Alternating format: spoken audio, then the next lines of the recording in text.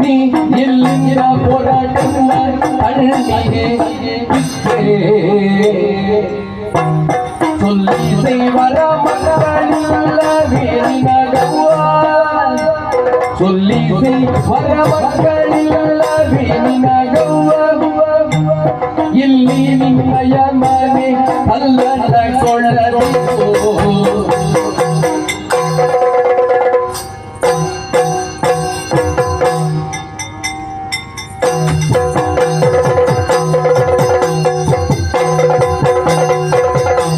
ನಿಲ್ಲಿಲಿವಾಯೋ ನೀ ಎಲ್ಲಿಂದ ಹೊರಟನ್ನ ಹಣ್ಣಿಗೆ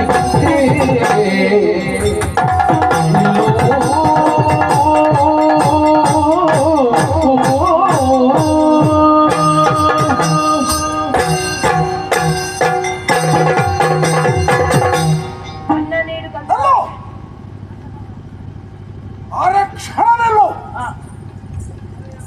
ಆಶ್ಚರ್ಯಚಕಿತನಾದೆ ವಯೋವೃದ್ಧೆ ಕೈಯಲ್ಲದ ಭಿಕ್ಷಾ ಪಾತ್ರ ಅನ್ನ ಅನ್ನ ಅನ್ನ ಬೇರೆ ಶಬ್ದವೇ ನಿನ್ನ ಬಾಯಿಂದ ಬರ್ತಾ ಇಲ್ಲ ಈ ಮೊದಲು ಈ ನಾಡಿನಲ್ಲಿ ನಿನ್ನನ್ನು ಕಂಡವ ನಾನಲ್ಲ ಹಾಗಾಗಿ ನೀನು ಈ ಊರಿನವಳು ಸರ್ವತ ಅಲ್ಲ ಹಾಗಾದ್ರೆ ನಿನಗೊಂದು ಊರಿರ್ಬೇಕಲ್ಲ ಎಲ್ಲವನ್ನು ಹೇಳಬೇಕು ನಿನ್ನ ಕೈ ಹಿಡಿದ ಗಂಡ ಯಾರು ನೀನು ಹಣದ ಮಕ್ಕಳು ಈ ಸ್ಥಿತಿಯಲ್ಲಿ ನೀನು ಯಾಕೆ ಬಿಟ್ಟರು ನನ್ನಿಂದ ಏನಾಗಬೇಕು ಕೆಲವನ್ನು ಹೇಳು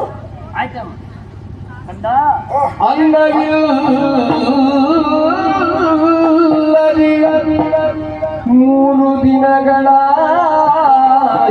ಕಂದ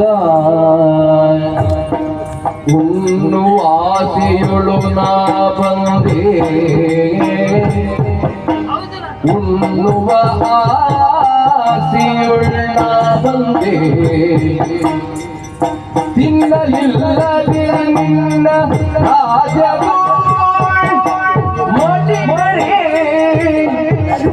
ತಿನ್ನಲಿಲ್ಲದೆ ನಿನ್ನ ರಾಜದೋಳ್ ಮಡಿದರೆ ಉನ್ನತ ಅಪಕೀರ್ತಿ ಬಹುದು ನಿನಗೆ ಅನ್ನವಿಲ್ಲದೆ ಮೂರು ದಿನಗಳಾಯಿತು ಕಂದ ಕಂದ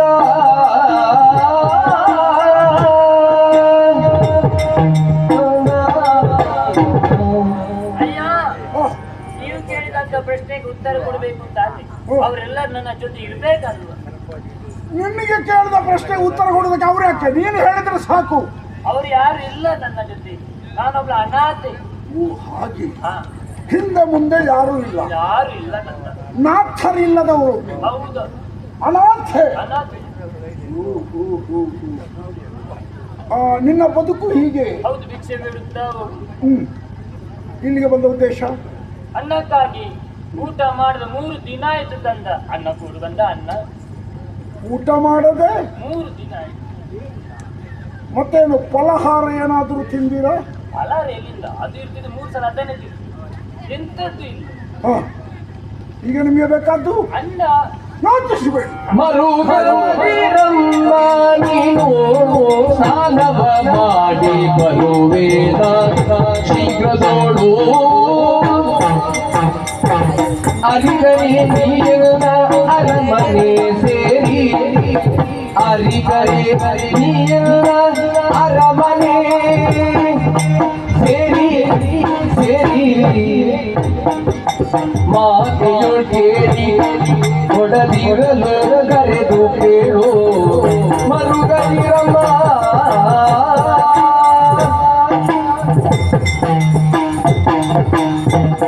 ಓ ಅಮ್ಮ, ಮಗ ಆ ಕಣ್ಣೀರನ್ನು ಒರೆಸಿಕೊಳ್ಳಿ.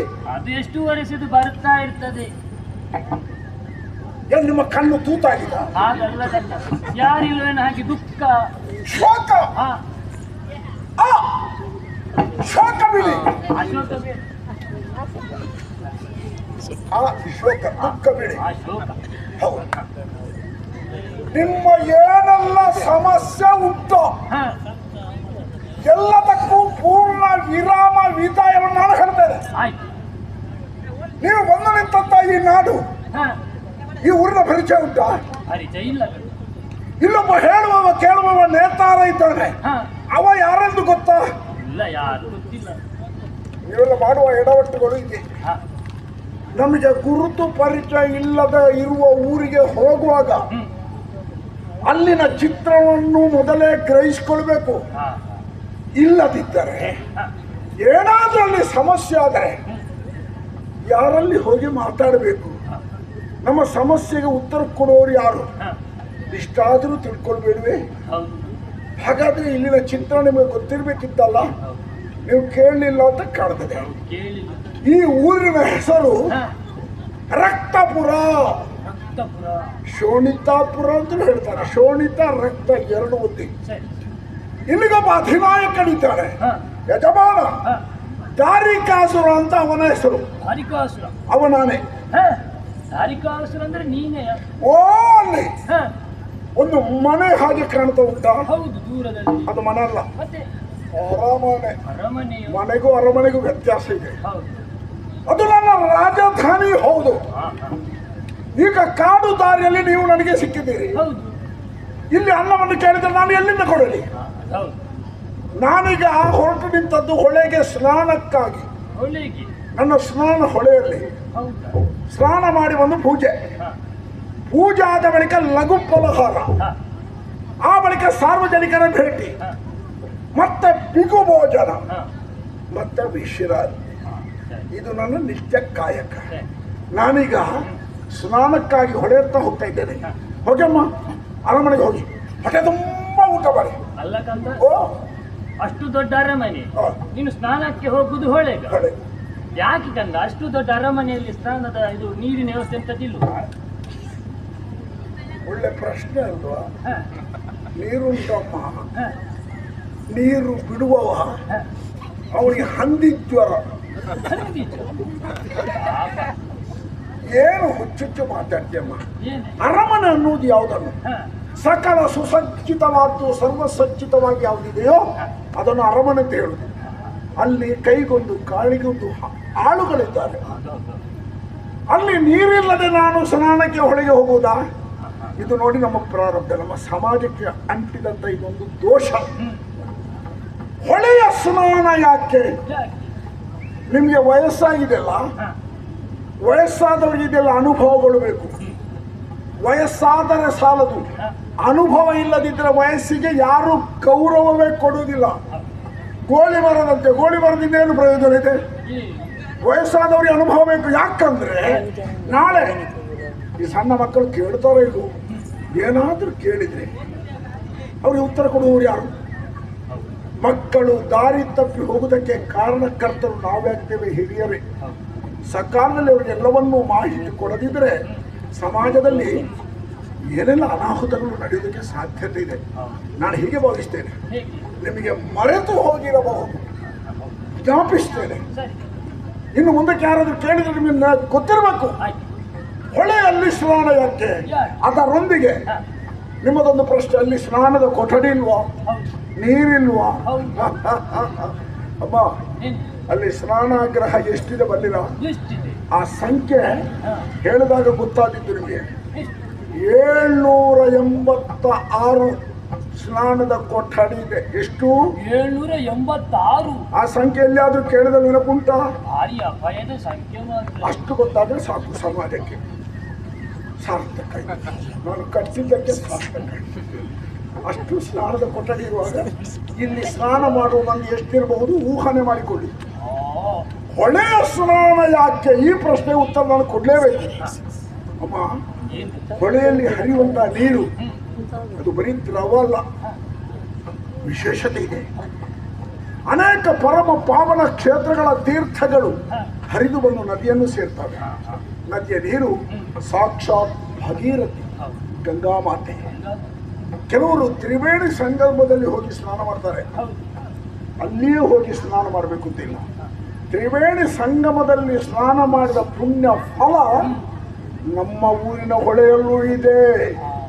ಭಾವನೆ ಬೇಕು, ಶ್ರದ್ಧೆ ಬೇಕು, ಭಕ್ತಿ ಬೇಕು.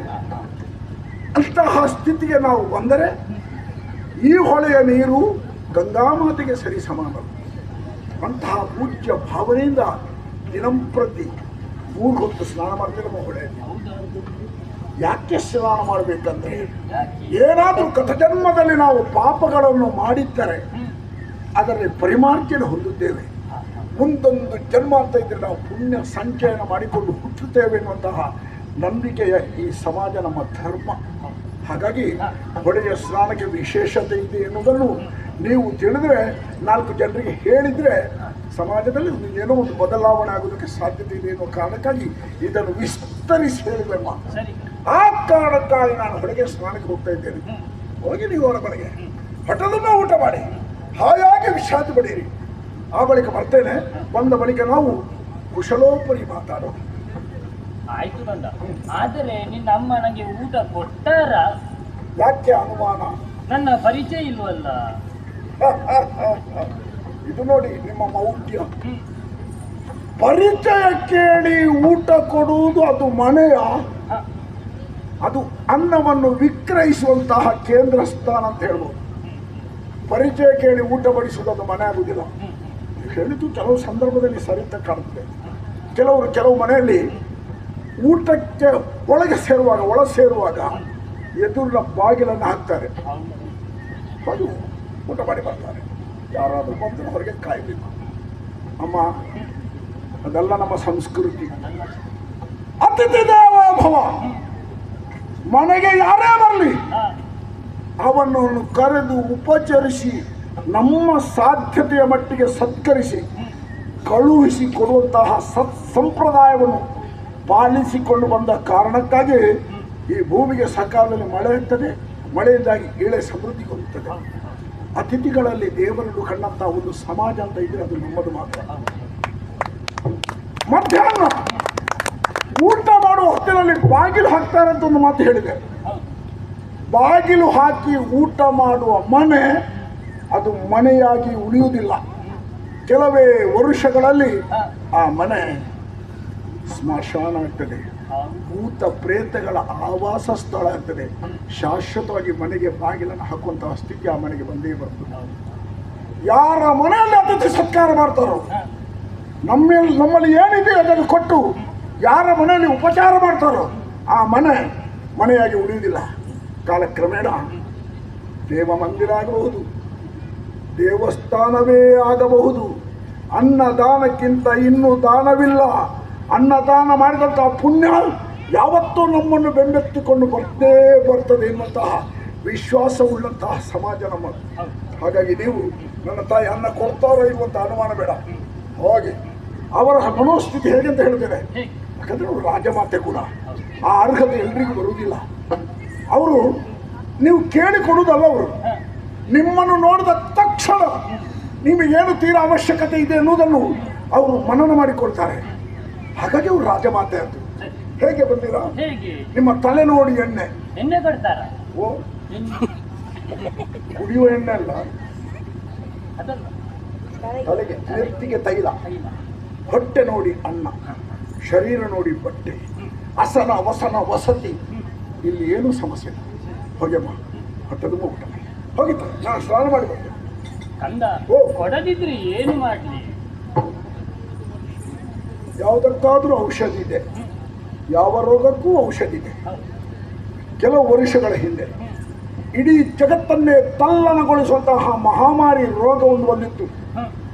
ಎಷ್ಟರವರೆಗೆ ಜನರು ಹೆದರಿಕೊಂಡಿದ್ದಾರಂದ್ರೆ ನಾಳೆವರೆಗೆ ನಾನು ಬದುಕಿ ಉಳಿಯುವುದೇ ಕಷ್ಟ ಎಂಬ ರೀತಿಯ ಒಂದು ರೀತಿಯ ಭಯಾನಕವಾದಂತಹ ಸನ್ನಿವೇಶ ಕಣ್ಣು ಮುಂದೆ ಇತ್ತು.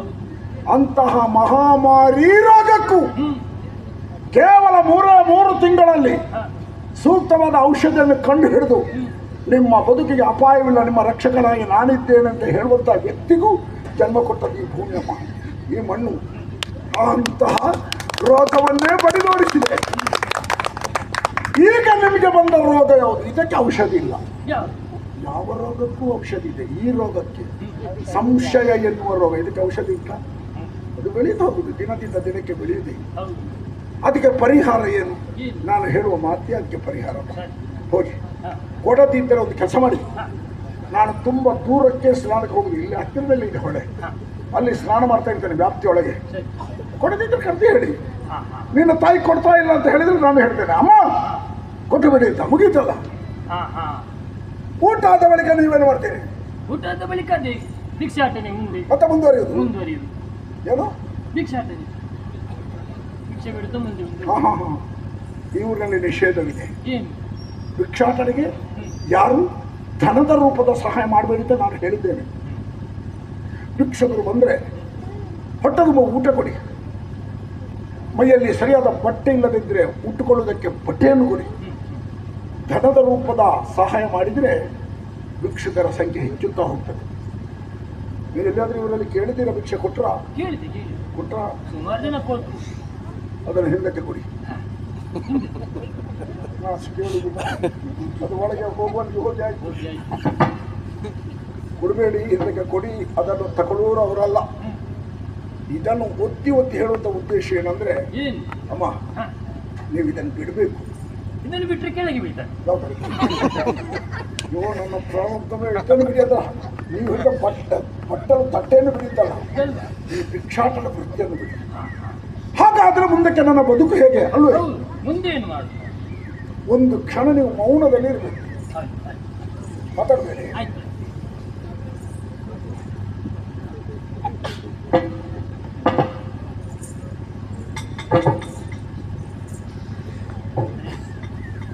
ಏನು ಮಾಡ? ಅದು ಒಂದೇ ಲೆಕ್ಕ ಇಲ್ವಾ? ಯಾವುದು? ಅದು ನೀನು ಪೂಜ ಇದನ್ನು ಸರಿ ಮಾಡಿ ಕೊಡ್ತೀರಾ? ಹಿಂಗೆ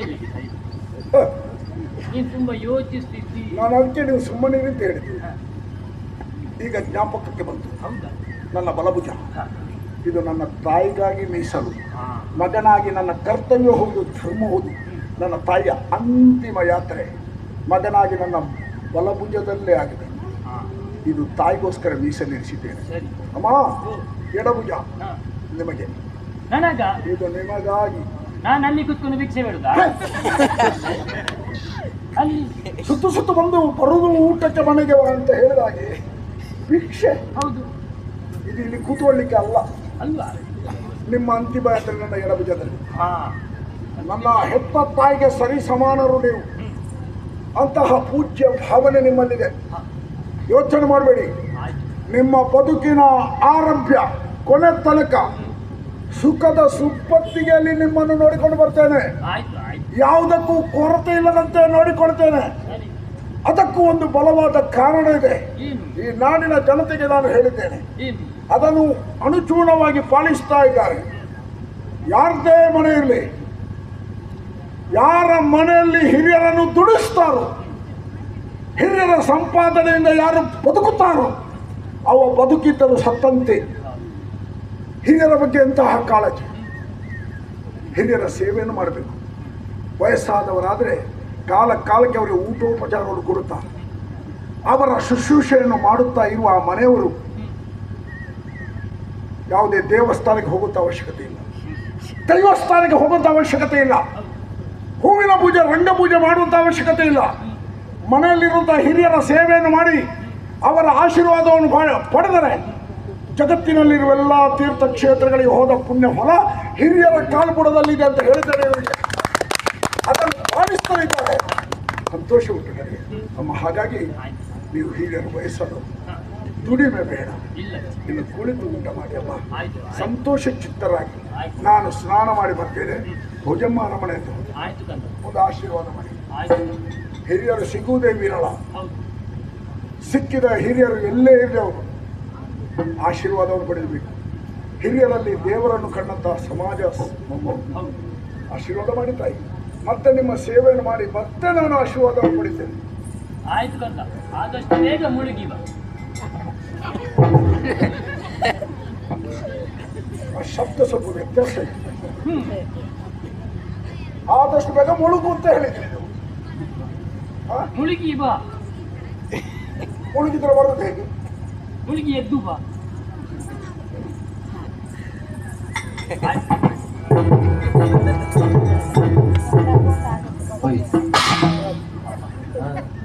ನನ್ನ ಪರಿಚಯ ಸಿಗ್ಲಿಲ್ಲ. ಒಂದು ಕೆಲಸ ಇಲ್ಲಿಂದಾಯ್ತು, ಇನ್ನು ಒಂದು ಕೆಲಸ ಉಂಟು. ಬರ ಮನೆಯಲ್ಲಿ